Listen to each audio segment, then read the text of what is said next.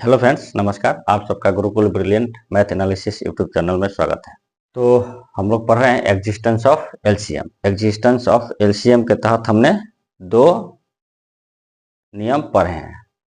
ठीक है, आज हम थर्ड और फोर्थ नियम पढ़ने वाले हैं। चलिए, थर्ड नियम में क्या है? थर्ड नियम बोलता है कि LCM of different type of irrational number.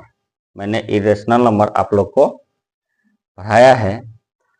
तो ये थर्ड टाइप जो है ये बोलता है कि जो डिफरेंट टाइप के जो इरेशनल नंबर हैं उनका एलसीएम जब हम निकालते हैं तो एग्जिस्ट नहीं करता है।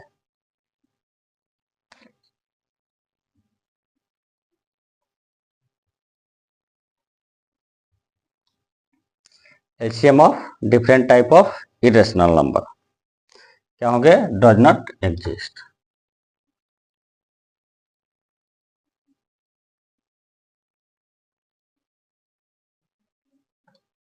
ठीक है, डिफरेंट टाइप के इरेशनल नंबर का जो एलसीएम होगा वो एग्जिस्ट नहीं करेगा। ये एग्जिस्टेंस ऑफ एलसीएम का थर्ड रूल बोलता है। चलिए एग्जाम्पल के थ्रू हम समझ लेंगे इसको।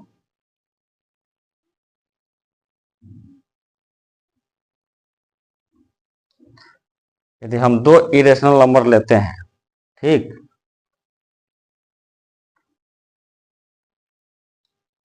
√2 और √3 क्या है? दो इरेशनल नंबर है। अब इसका हम क्या करेंगे? एलसीएम निकालेंगे।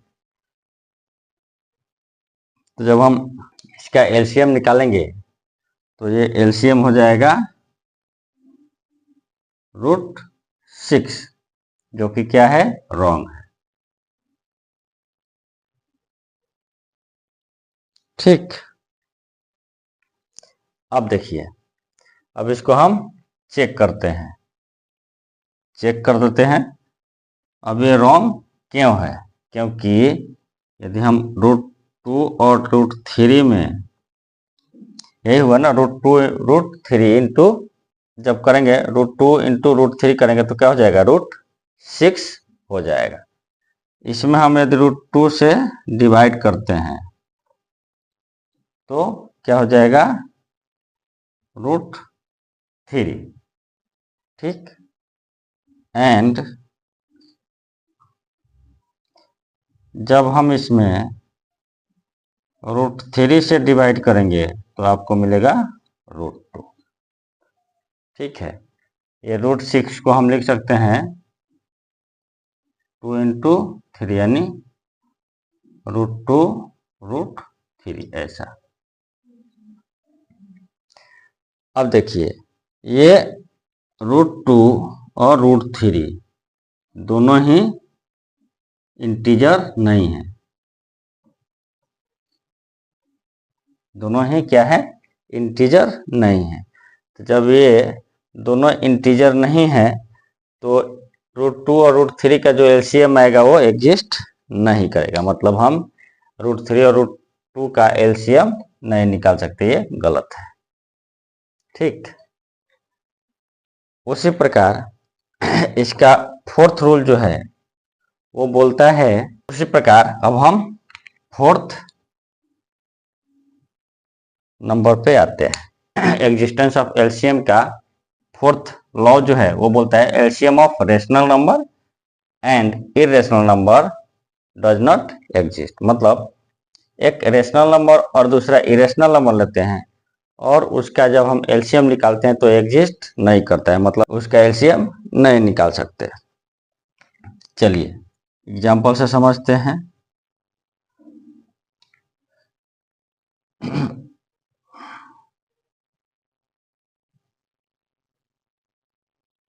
मान लीजिए 1 क्या है? रेशनल नंबर, और √2 क्या है? इरेशनल नंबर है। ठीक, या हम इसको 2 एंड √2 ले लेते हैं।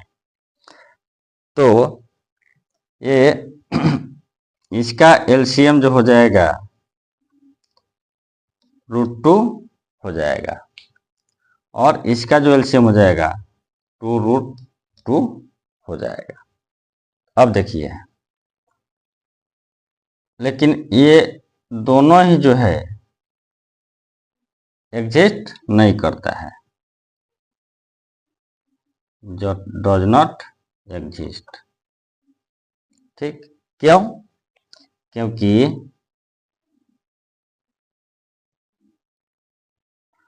यदि हम √2 में 1 से डिवाइड करते हैं तो क्या आता है? √2 आता है। और 2√2 में 2 से डिवाइड करते हैं तो ये भी √2 आता है। ठीक, लेकिन जब 2√2 में √2 से डिवाइड करते हैं तो 2 आता है। ठीक है, अब देखिए, इसमें जो है ये इंटीजर नहीं है,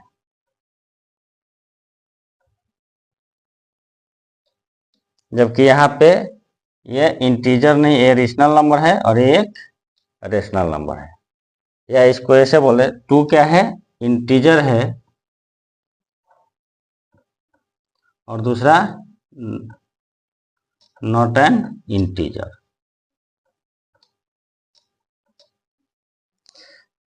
एक क्या आता है? इंटीजर आता है और दूसरा इंटीजर नहीं है। जबकि जब हम एलसीएम निकालते हैं और उसका सत्यापन करते हैं, यहाँ पे चेक करते हैं, तो चेक करते समय जब डिवाइड देते हैं तो दोनों ही इंटीजर होना चाहिए। ठीक है, जैसे अपन क्या बोले, ये एलसीएम है, 2√2 क्या है? एलसीएम है। तो जब हम 2 से इसमें डिवाइड करते हैं तो ये पूरी तरह से कटना चाहिए, या √2 से डिवाइड करते हैं तो भी ये पूरी तरह से कटना चाहिए। हमने एलसीएम के डिफिनीशन में यही पढ़ा है कि जो एलसीएम आता है वो दिए हुए नंबरों से क्या होता है? एग्जैक्टली डिविजिबल होता है। तो यहाँ 2 से भी ये डिविजिबल होना चाहिए, √2 से भी डिविजिबल होना चाहिए। लेकिन जब हम यहाँ 2 से डिवाइड करते हैं तो √2 आता है, जो कि इंटीजर नहीं है, और √2 से डिवाइड करते हैं तो 2 आता है, जो कि यहाँ पे इंटीजर है। मतलब ये पूरी तरह से क्या है? ये डिविजिबल भी नहीं है, और एक इंटीजर आ रहा है तो दूसरा क्या आ रहा है? इंटीजर नहीं आ रहा है।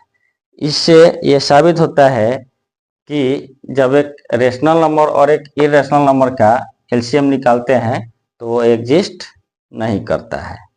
तो ये था अपना एग्जिस्टेंस ऑफ एलसीएम, जो कि बहुत ही एक इम्पोर्टेंट टॉपिक है।